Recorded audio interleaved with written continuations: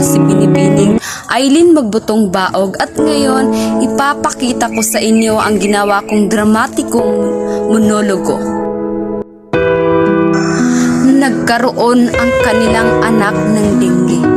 Hindi alam ng pamilya kung ano ang kanilang gagawin.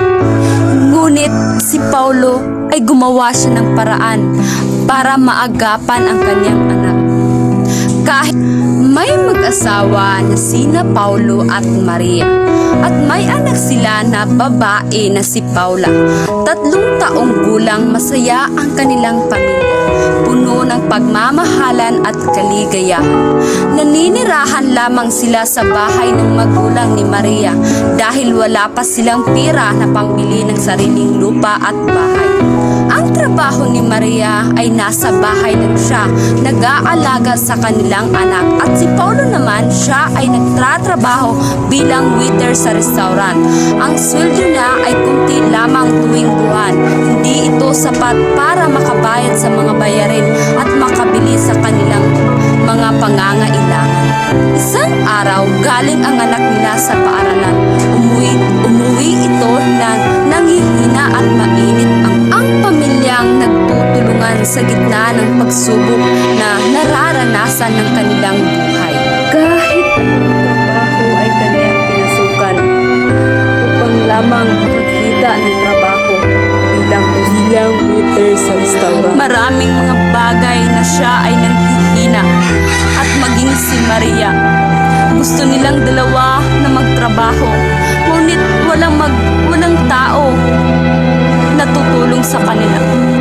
Si Paulo ay gumagawa ng paraan upang sa ganun makapagtrabaho at makapag-ipon ng pera para mapagamot ang kanyang anak. Kakaunti lamang ang kanyang mga sahod.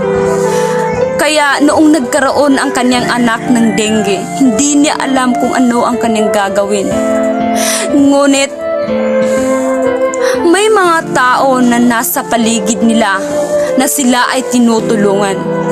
Ito ay ang pagtutulungan ng pamilya, at ang nagiging mahalaga dito ay ang kanilang anak ay nasa maayos na kalagayan. Unti-unti na ang pamilya bumabangon sa gitna ng mga pagsubok na kanilang nararanasan.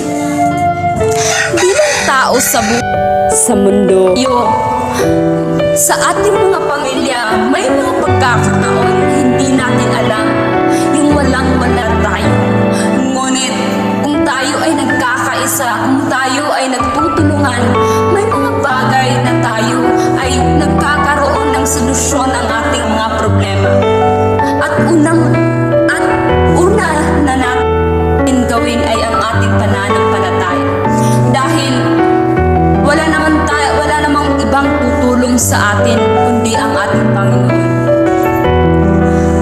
Ang ginagawa ng mag-asawa ay nagtutulungan sila upang magkaroon ng solusyon ang kanilang problema. Tao na nasa paligid nila, at ito ay mga taong handa silang tulungan. At pagkatapos ng ilang araw, kahit na hindi na nila alam ang kanilang gagawin, ngunit ang kanilang ginawa ay nagdarasal. Ngunit nananatili ang kanilang pagkakaisa. Nagtutulungan sila upang masolusyonan ang kanilang mga pangangailangan. Isang araw ay lumabas na ang magpamilya. Masaya dahil ang bawat isa ay nagtutulungan.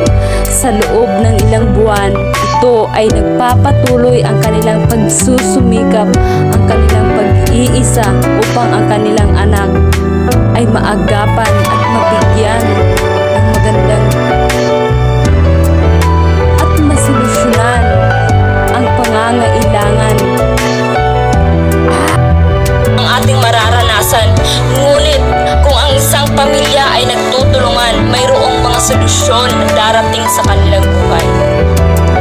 At ako bilang anak na nakikita ang isang nai-experiensya ang isang pangyayari, mahirap dahil nakikita ko na ang aking mga magulang ay may mga pagmamahal sa akin. kalagayan.